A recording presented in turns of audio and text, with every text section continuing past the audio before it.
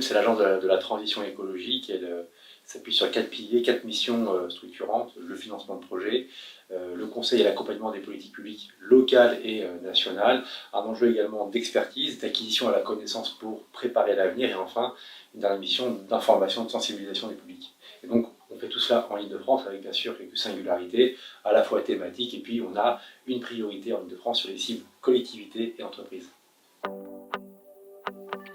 La transition énergétique, finalement, s'appuie là aussi sur 2 piliers: la question de la réduction de nos consommations énergétiques, et puis également la question de la baisse de l'intensité carbone des énergies utilisées, donc la place du renouvelable. Et là-dessus, effectivement, on est en retard. On s'est fixé il y a 13 ans des objectifs dans le cadre d'un schéma régional climat-énergie sur la baisse de consommation de 20%. On est de l'ordre de 13 à 15%, si on prend les chiffres 2020. Lorsqu'on regarde la baisse des consommations, des émissions de gaz à effet de serre, on s'était fixé un objectif à 28%, on n'est qu'à 23% aujourd'hui, donc on est bien en retard. Et si on regarde plus précisément la photo des énergies renouvelables, c'est que 9% des énergies en Île-de-France, 90% est de l'énergie importée, dont 2 tiers d'énergie fossile. Donc il reste encore beaucoup à faire quand on regarde les enjeux de décarbonation du secteur énergétique.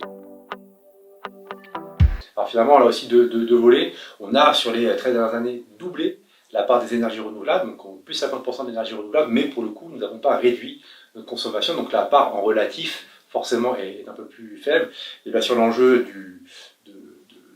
de l'adhésion des exécutifs locaux, nationaux, et des dispositifs qui sont déployés pour pouvoir les aider.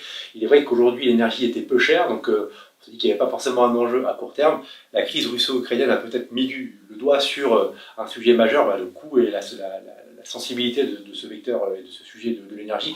Et là, on voit dorénavant se déployer massivement davantage d'énergie renouvelable, thermique et électrique. Alors ça va être, dans un premier temps, le premier levier, le levier de la sobriété. C'est d'ailleurs une démarche qu'on a déployée qui s'appelle ENR Choix, qui est une démarche qui aide les collectivités à bâtir un peu leurs décisions. En un, j'agis sur ma sobriété, comment je baisse mes consommations. Ça va être essentiellement des gestes comportementaux. Le deuxième levier, c'est l'efficacité, donc c'est tous les sujets de rénovation énergétique du tertiaire, du résidentiel. Et puis enfin, on vient vers les énergies renouvelables, et donc là, c'est soutenir toutes les énergies renouvelables. Et pour le coup, dans cette démarche ENR Choix, on a bâti un merit order, un ordre de préférence. On donne la priorité aux énergies locales et non délocalisables, donc ça va être la géothermie, le solaire thermique, et puis arrive après la question des énergies délocalisables comme la biomasse, où on va importer de la biomasse pour partie, et la méthanisation.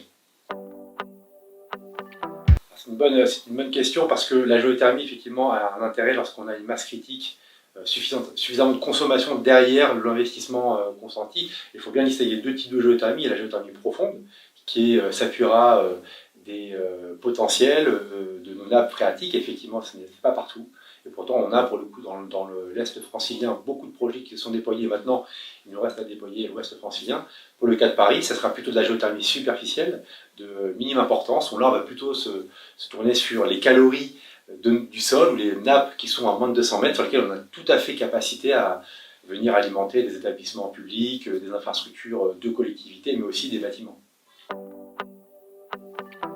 Alors il faut effectivement, lorsqu'on regarde les coûts, il y a l'investissement qui est important, et puis de voir dans la durée le retour sur investissement. Et compte tenu de la situation à laquelle on fait face, c'est-à-dire une fluctuation importante du coût de l'énergie, que ce soit de l'électricité ou du gaz, la géothermie, en l'occurrence, donne une certaine stabilité au niveau du prix. Alors, est-ce que les aides de l'État sont suffisantes? On aurait tendance à dire qu'il en faut toujours plus, mais on peut saluer sur 2024 la hausse de 300 millions d'euros du fonds chaleur, qui permettra sans aucun doute à la fois d'aider les collectivités qui sont encore au point zéro à bâtir des études de diagnostic, bâtir un peu leur potentiel, et puis celles qui ont déjà des ambitions, une stratégie, de passer à l'investissement.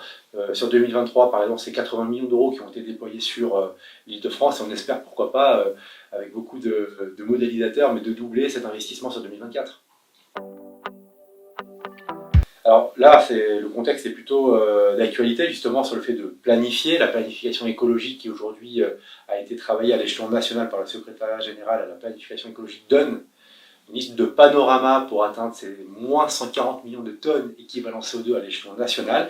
Et cet exercice-là, dorénavant, va être régionalisé, et donc on est en train de travailler sur la régionalisation de ces ambitions, avec bien sûr les collectivités territoriales qui sont la pièce maîtresse, et puis les entreprises qui vont être pour le coup extrêmement importantes. Alors quand je parle de régionalisation, ça veut dire que ce sera un travail qui sera sous l'égide de la préfecture de région et de la région Île-de-France, et laquelle sera bien sûr partenaire, mais on aura bien entendu une phase de discussion très bottom-up, si je veux, excusez-moi pour cet anglicisme, où on va écouter les territoires, les collectivités qui ont la compétence, qui sont essentiellement les EPCI, et elles nous diront, parmi tous les leviers, énergie renouvelable, mobilité, bâtiment, alimentation, quels sont ceux pour lesquels j'ai capacité d'agir, ceux pour lesquels j'ai vraiment les moyens de pouvoir réduire mon empreinte carbone, et donc on aura bien sûr cette photo à l'échelon de l'EPCI. Ok.